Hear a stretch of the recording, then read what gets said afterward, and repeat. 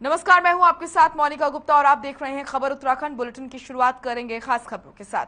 मुख्यमंत्री पुष्कर सिंह धामी ने उत्तराखंड के अलग अलग हिस्सों में भारी से भारी बारिश से सतर्कता बरतने के लिए कमिश्नर गढ़वाल और कुमाऊं समेत सभी जिलाधिकारियों को आवश्यक कदम उठाने के लिए कहा है।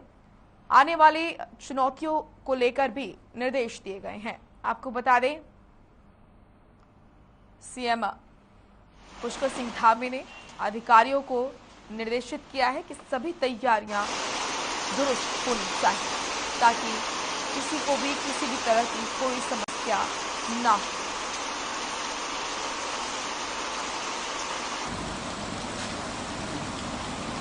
प्रत्येक वर्ष आपदाएं आती हैं और मानसून के समय में हमारे लिए बहुत चुनौती खड़ी हो जाती है।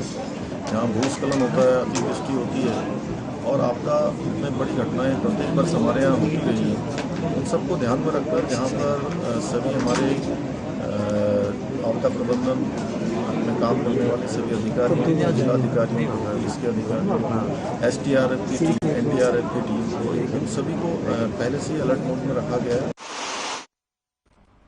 मुख्यमंत्री पुष्कर सिंह धामी ने सुश्री आराधना जौहरी की ओर से उत्तराखंड के मंदिरों पर लिखी गई पुस्तक beyond the mysterious temple tales of Uttarakhand का विमोचन किया है। वहीं कार्यक्रम का आयोजन मुख्य सेवक सदन में किया गया, जिसके बाद सीएम धामी ने पुस्तक की लेखिका सुश्री आराधना जौहरी को बधाई देते हुए कहा कि यह पुस्तक देश विदेश में उत्तराखंड के दिव्य मंदिरों के परिचय के रूप में जानी जाएगी। इस पुस्तक से देश विदेश में लोगों को बेहतरीन जानकारी मिलेगी। आपको बता दें कि इस पुस्तक की लेखिका आराधना जौहरी नैनीताल की DM भी रह चुकी हैं। मैं अनुरोध कर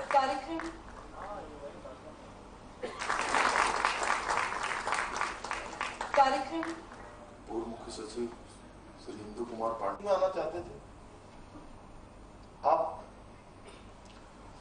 मैंने मध्य बने जागेश्वर मंदिर का ही नहीं करूंगी कि मिस्टर रविशंकर का मैसेज पढ़ के कि कार्यक्रम के समापन तो पुस्तक विमोचन पर सीएम पुष्कर सिंह धामी पहुंचे और ये तस्वीरें आप देख रहे हैं। सीएम धामी ने पुस्तक का विमोचन किया और सीएम ने इस पुस्तक के लेखिका को भी, आराधना जौहरी को भी उन्होंने बधाई दी। मैं अनुरोध कर कार्यक्रम चलिए अब खबर देहरादून से है। आपको बता दें कि सरकारी नौकरियों में अनियमितताओं का आरोप लगाते हुए कांग्रेसियों ने सचिवालय का कूच किया। इस दौरान कांग्रेस कार्यकर्ताओं ने सरकार पर भर्तियों में भ्रष्टाचार और अनियमितता के आरोप लगाए हैं। सचिवालय घेराव के दौरान नेता प्रतिपक्ष यशपाल आर्य, उपनेता प्रतिपक्ष भुवन कापड़ी समेत कांग्रेस के प्रदेश अध्यक्ष करण माहरा मौजूद रहे। कार्यकर्ताओं ने पैदल मार्च निकालकर सचिवालय की ओर बढ़े, लेकिन पुलिस ने कांग्रेसियों को सचिवालय से पहले सुभाष रोड पर बैरिकेडिंग लगाकर रोक दिया। इससे गुस्साए कांग्रेसी बैरिकेडिंग के ऊपर चढ़ गए और सरकार के खिलाफ नारेबाजी करने लगे।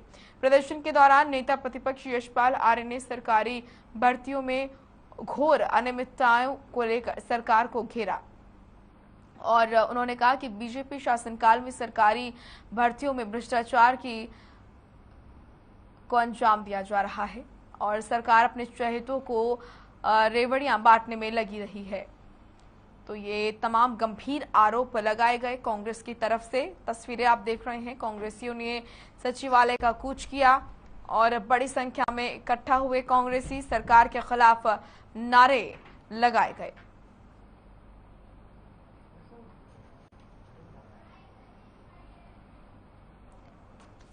तो एक मध्यम वर्ग का लड़का उसमें प्रतिभाग करके अपने परिवार की रोजी रोटी का सहारा बनता है, उस रोजी रोटी को छीनने का काम जो अधीनस्थ चयन आयोग में बैठे हुए हैं गद्दी पे, चाहे उनके सचिव हो चाहे उनके अध्यक्ष हो, वो बैठे हुए हैं और युवाओं को रोजगार, लोगों से पैसे लेकर छीनने का काम कर रहे हैं। उसके विरोध में, अध्यक्ष को हटाने के विरोध में संतोष बडोनी जी को और मुख्यमंत्री को जगाने के विरोध में अधीनस्थ चयन आयोग में सरकार से मिलकर बहुत बड़ी धांधली हो रही है।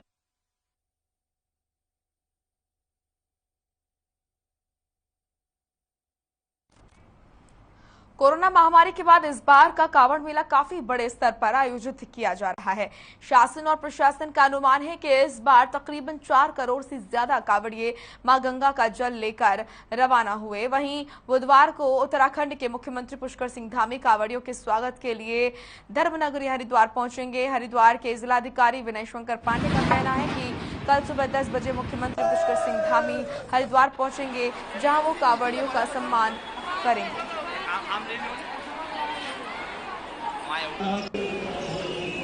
कांवड़ियों को सम्मान दिया जाएगा। कल वो करीब 10 बजे के आसपास यहाँ आ रहे हैं और वो एक कांवड़ियों का एक सम्मान करेंगे और उनका करीब 35 से 40 मिनट का कार्यक्रम रहेगा। तो ये हम सब के लिए और हर्ष का विषय है कि माननीय मुख्यमंत्री जी अपने व्यस्त समय से ये समय निकालकर यहाँ पर हरिद्वार आए।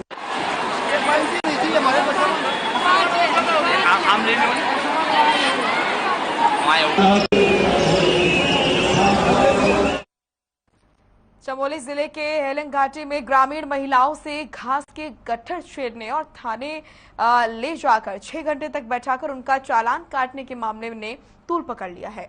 इसी को लेकर प्रदेश कांग्रेस मुख्यालय में कांग्रेस प्रवक्ता गरिमा दसौनी ने प्रेस वार्ता की और कहा कि सरकार हरेला पर्व को बड़े धूमधाम से मना रही है, पर्यावरण दिवस का नाम दे रही है और वृक्ष लगाए जा रहे हैं। वहीं हमारी माताएं बहनें अपने पशुओं के भोजन के लिए घास काट कर लेकर जा रही थी तो उनके साथ दुर्व्यवहार किया जा रहा है।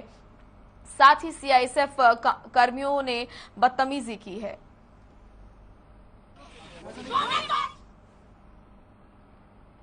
अध्यक्षा श्रीमती ज्योति चमोली के हिलंगा गांव में जिस तरह से हमारी एक बुजुर्ग मातृशक्ति के साथ सीआईएसएफ के कर्मियों द्वारा धक्का मुक्की की, बदतमीजी की और जिस तरह की यातना की तस्वीरें और वीडियोस आ रही हैं वो झकझोर देने वाली हैं। क्या आज 22 सालों के बाद हम सोचने के लिए मजबूर नहीं हैं कि पृथक पहाड़ी राज्य इसलिए मांगा गया था कि जिस मातृशक्ति की बदौलत ये उत्तराखंड राज्य हमको मिला, अपने को उन्होंने कुर्बान कर दिया इस प्रदेश के बनने के लिए, अपनी अस्मिता लुटा दी जिन मातृशक्ति ने आज ये दिन देखने के लिए राज्य मांगा था। अध्यक्षा श्रीमती ज्योति चंपावत के टनकपुर क्षेत्र में दिल दहलाने वाली घटना सामने आई है। आपको बता दें कि एक स्कूल बस पहाड़ी नाले में बह गई, लेकिन इस बीच गनीमत ये रही कि घटना के समय स्कूल बस में सिर्फ चालक और परिचालक ही मौजूद थे। दरअसल उत्तराखंड में इन दिनों बरसात के चलते कई जगह दुर्घटनाओं के मामले सामने आ रहे हैं। मिली जानकारी के अनुसार स्कूल बस मंगलवार की सुबह टनकपुर पूर्णागिरी रोड से स्कूली बच्चों को लेने जा रही थी, जहां बरसाती किरोड़ा नाले को पार करते समय यह हादसा हो गया। वहीं स्थानीय लोगों की मदद से मौके पर बस का शीशा तोड़कर चालक और परिचालक को बाहर निकाला गया और इस पूरे मामले में एसडीएम हिमांशु कपलटिया ने मीडिया को जानकारी देते हुए बताया कि इस मामले की पूरी जांच के लिए आदेश दे दिए जा चुके हैं। जांच में घटना के लिए जो भी जिम्मेदार होंगे उनके खिलाफ आवश्यक कार्रवाई की जाएगी।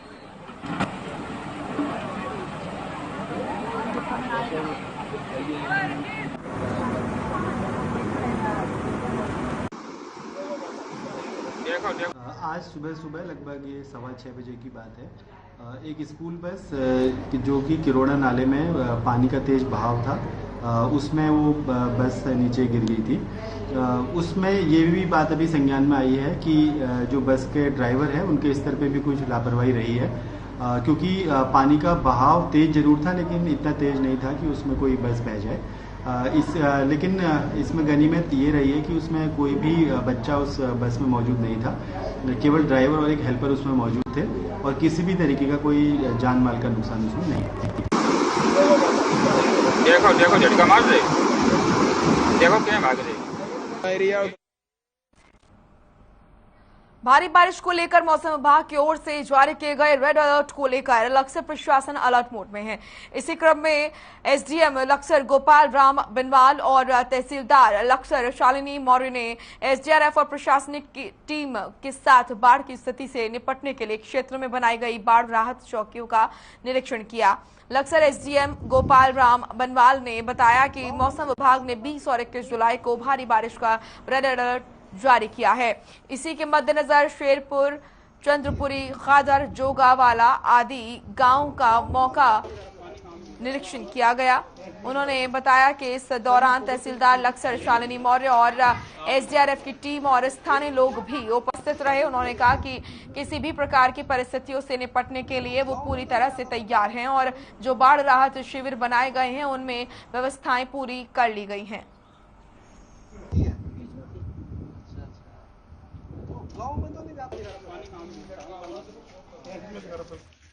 सर ये फोटो से स्कूल की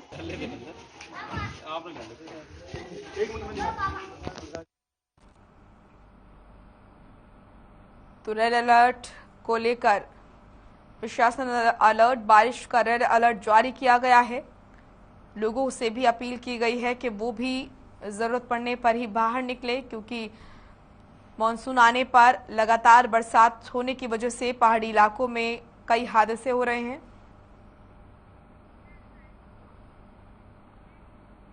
देहरादून में बीजेपी ने हरिद्वार जिले में होने वाले त्रिस्तरीय पंचायत चुनाव के लिए प्रत्याशियों के तीन नामों के पैनल तैयार करने के लिए 3 सदस्यीय समिति का गठन किया है।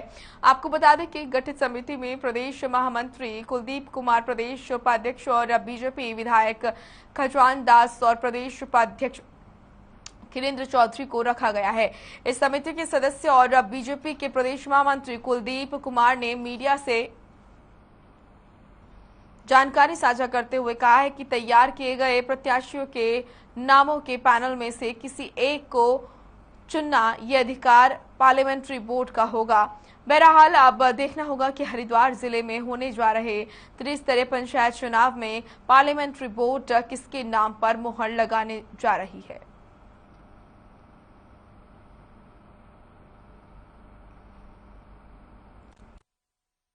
हरिद्वार में शीघ्र ही त्रिस्तरीय पंचायत चुनाव होने हैं और माननीय प्रदेश अध्यक्ष जी ने 3 लोगों की टीम हरिद्वार के लिए बनाई है। सभी जिला पंचायत क्षेत्रों में जाकर के और जो भारतीय जनता पार्टी के वरिष्ठ और कर्मठ कार्यकर्ता होंगे और जिताऊ कार्यकर्ता होंगे, उनका एक पैनल बना करके हम माननीय प्रदेश अध्यक्ष जी को सौंपेंगे और उसके पश्चात ही अपने जो प्रत्याशी हैं उनको भारतीय जनता पार्टी अलग अलग जिला पंचायत शहरों में अधिकृत करेगी। मानसून के दौरान हल्द्वानी, भीमताल और जिले के अन्य इलाकों में होने वाले जलभराव को लेकर डीएम नैनीताल ने सख्त रुख अपनाया है। मौसम विभाग द्वारा जारी की गई रेड और ऑरेंज अलर्ट को लेकर जिलाधिकारी ने जलभराव की समस्या को गंभीरता से लेते हुए यहां पर कलवटों, नालों की स्थिति और इन पर हुए अतिक्रमण को चिन्हित करने के लिए 4 सदस्यीय समिति का गठन किया है।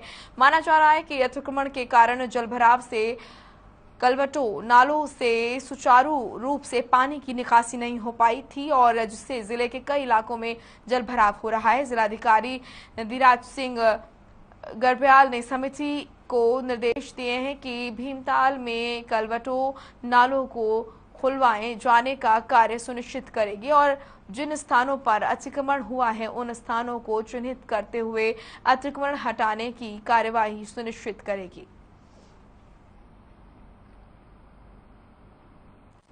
इसमें देखिए कहीं न कहीं जो जलभराव की स्थिति है उसके लिए बहुत सारी चीज़ें हैं। एक तो ये भी चेक करवाना है कि कहाँ अतिक्रमण हुआ है, किन लोगों ने अतिक्रमण किया है। इसका स्थायी समाधान तभी हो सकता है जबकि हम अतिक्रमणों को चिन्हित करें और उसकी सफाई करें और जिन जिन जगहों पे नाले की सफाई करनी है वहाँ करवाएं और जिन जगहों पर अतिक्रमण हटना वो हटाएं और जिन जगहों पे जलस्तर बिना अतिक्रमण के भी ऊपर उठ रहा है ऐसी जगहों पे कहाँ पे प्रोटेक्शन का काम हो सकता है तो ये काम करवाएं।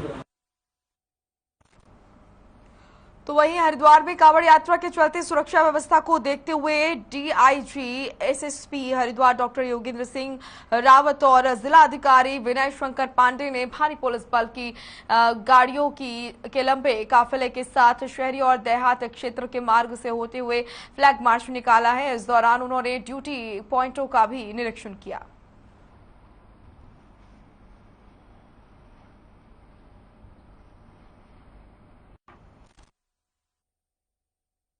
आज जनपद के सभी पुलिस और प्रशासन के अधिकारियों ने सारे सेक्टर ऑफिसर्स, जोनल ऑफिसर्स और सुपर जोनल ऑफिसर्स के द्वारा जनपद के जो भी संवेदनशील स्थान है वहाँ पर फ्लैग मार्च निकाला गया, जिसमें कि सभी लोग यहाँ पर सम्मिलित हुए थे। इसके अलावा ट्रैफिक की व्यवस्थाओं को एक बार फाइनली टच किया गया। कल से हम लोग जो हमारा 6 लेन का ट्रैफिक है उसमें 3 लेन हम आफ्टरनून के बाद केवल कांवड़ियों के लिए ही आरक्षित कर देंगे, और जो दूसरी हमारी लेन है यानी यहाँ से जो आने वाली लेन है, यहाँ से जाने वाली जो दाहिनी तरफ लेन पड़ेगी, उसमें हम दोनों तरफ जो लोकल ट्रैफिक उसको चलाएंगे।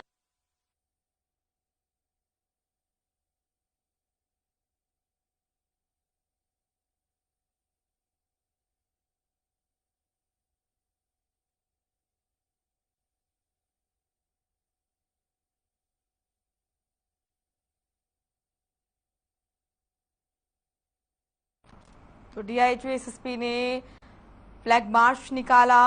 कांवड़ यात्रा को लेकर निकाला गया फ्लैग मार्च। आपको बता दें कि शहर और देहात क्षेत्र का निरीक्षण किया गया।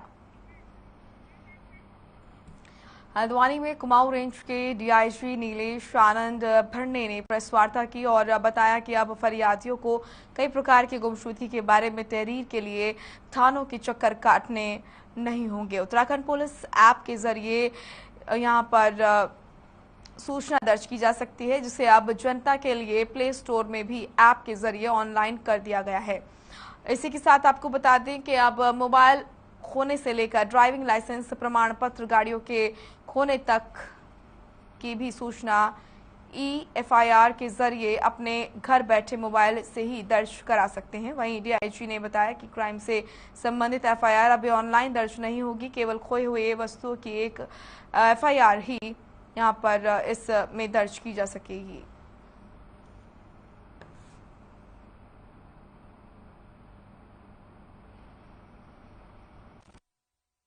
अभी तक जो है उत्तराखंड पुलिस के कई सारे ऐप जो है वो गूगल प्ले स्टोर पर चलते थे। जैसे ड्रग्स के लिए अलग ऐप था लक्ष्य, उसके बाद जो है महिलाओं के लिए गौरा शक्ति ऐप था, उसके बाद जो है ट्रैफिक का आई ऐप अलग था। तो कई सारे ऐप जो है वो उत्तराखंड पुलिस के एक ही जगह पे इकट्ठा करके उत्तराखंड पुलिस ऐप इस सिंपल नाम से अभी जारी किया गया है। तो आम जनता अगर उत्तराखंड पुलिस ऐप अगर इसको डाउनलोड कर सकती है तो विभिन्न सेवाएं आम नागरिकों को एक ही क्लिक पे वो सारी सेवाएं मिलेगी। अगर उसको महिलाओं के बारे में, महिलाओं से संबंधित जानकारी, कानूनी हेल्पलाइन नंबर या कोई महिला समस्या में आ जाती है तो उसको गौरा शक्ति ऐप वहीं पे मिलेगा जो उत्तराखंड पुलिस ऐप में। तो ये जनता के लिए बेहद कारगर एक ब्रह्मास्त्र।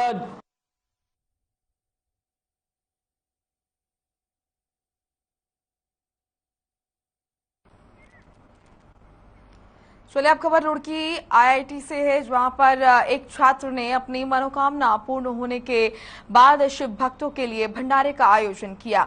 आपको बता दें कि दिल्ली का रहने वाला छात्र विशाल साल 2015 में रुड़की IIT में PhD में दाखिला लेने के लिए आया था। उस समय कांवड़ यात्रा चल रही थी। विशाल ने तभी ये मनोकामना की थी कि अगर उसका एडमिशन IIT रुड़की में हो गया तो वो शिव भक्तों के लिए भंडारे का आयोजन करेंगे। भगवान शिव ने उनकी मनोकामना पूरी की और एडमिशन के बाद विशाल ने शिव भक्तों के लिए भंडारे का आयोजन किया और तब से आज तक विशाल कांवड़ मेले के दौरान भंडारे का आयोजन कर भंडारे में बनने वाला खाना खुद से तैयार करते हैं।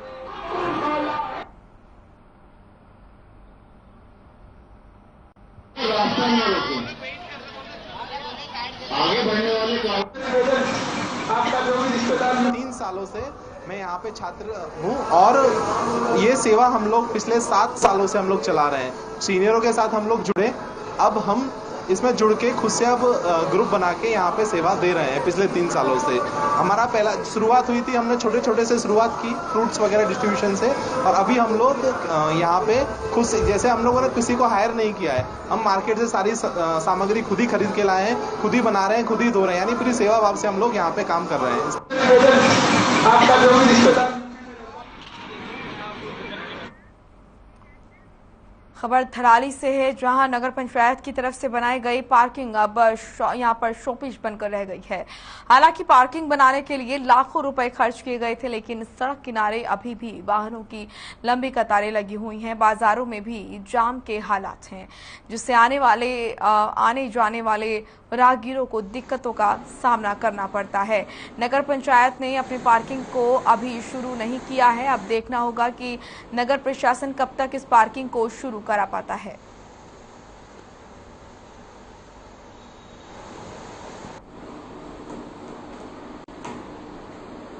पंचायत थराली का तो पहले तो अपना ढांचा ही नहीं है। मैं अगर सच कहूं आपको तो नगर पंचायत थराली की व्यवस्थाओं के मामले में ना उनके कोई कर्मचारी दिखाई देते हैं। पार्किंग बने हुए 4 साल से वो नगर पंचायत की पार्किंग बननी है और अभी तक उसका कार्य जो है कि पूर्ण नहीं हो पाया है।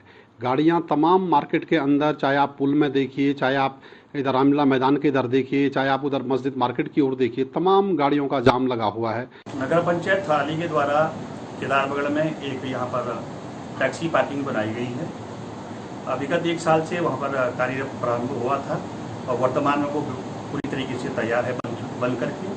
लेकिन अभी भी वहाँ पर पार्किंग के लिए जो गाड़ियाँ, प्राइवेट वाहन जो मार्केट में हैं, वो वहाँ पर स्थानांतरित नहीं हो पा रहे हैं, जिसके कारण आम जनता को परेशानी बहुत हो रही है और आम दिन यहाँ पर जाम की समस्या बनी रहती है।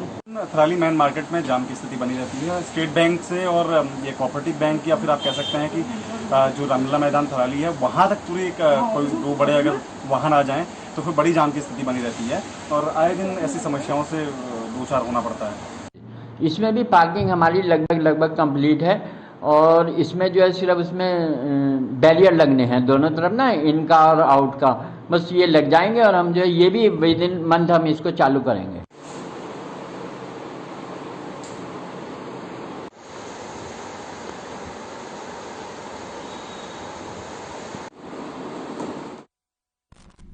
हरिद्वार के भीमगौड़ा क्षेत्र में बेहद संकरी गली के अंदर बने मोहनानंद आश्रम में राजकीय डिग्री कॉलेज चल रहा है। डिग्री कॉलेज में बीए, बीकॉम और यहां पर बीएससी के लिए एडमिशन की प्रक्रिया चल रही है, लेकिन इस कॉलेज की हालत इतनी खस्ता है कि कॉलेज के पास अपनी बिल्डिंग तक नहीं है। कॉलेज आश्रम के 5 कमरों में चल रहा है, जिनमें से 2 कमरे लाइब्रेरी और स्टाफ रूम के हैं। बाकी 3 कमरों में बैठकर 75 छात्र पढ़ते हैं। इतना ही नहीं, कॉलेज में यहाँ पर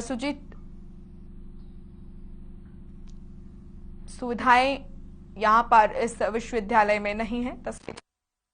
देखिए, भूपतवाला में हमारे माननीय प्रदेश अध्यक्ष जी ने सरकार से एक डिग्री कॉलेज यहाँ पे खुलाया है। पहला डिग्री कॉलेज जहाँ की बीएससी की भी पढ़ाई हो रही है, बीकॉम की भी पढ़ाई होगी और बीए की भी पढ़ाई होगी। मैंने जिलाधिकारियों को कहा है कि जल्दी ज़मीन दे दीजिए। जैसे ज़मीन का क्लियर होगा हम 5 करोड़ रुपए देकर इस कॉलेज की भव्य बिल्डिंग बनाएंगे। प्रारंभिक तौर पे यहाँ पे इसलिए चल रहा है कि कोई और व्यवस्था नहीं हो पाई, तो यहाँ जो हमारे इसके जो अध्यक्ष हैं, उन्होंने महाराज जी ने कहा कि भाई 5 कमरे मैं देता हूँ चुनावी समय में, तो हम यहाँ पर बैठ के अपना संचालित किया। एक बैच यहाँ से बीए का, बीकॉम का निकल भी गया है, उसके एग्जाम आज पूरे हो गए हैं। और समस्या है, बिल्कुल समस्या है, क्योंकि हमारे पास अभी यहाँ पर बहुत ज़्यादा अपने आप को जो जिस तरह से प्रॉपर वे में हम कॉलेज महाविद्यालय चलता है उस तरह से नहीं चला पा रहे हैं, क्योंकि साइंस के बच्चों को भी हम प्रॉपरली प्रवेश नहीं दे पा रहे हैं, क्योंकि हमारे पास लैब की सुविधा नहीं है। चलिए, अब खबर रुद्रपुर से है, जहां पर आपको बता दें कि जिला योजना समिति की बैठक जो है वो संपन्न हो गई है।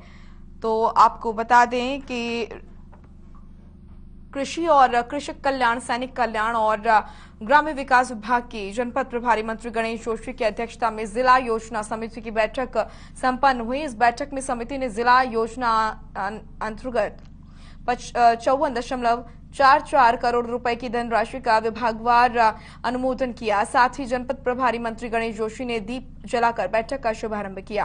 बैठक के दौरान मुख्य कृषि अधिकारी को निर्देशित करते हुए कहा कि समर पेड़ी उत्पादन पर रोक लगाई जाए और इसकी जगह पर मक्का आदि की खेती को प्रोत्साहित किया जाए।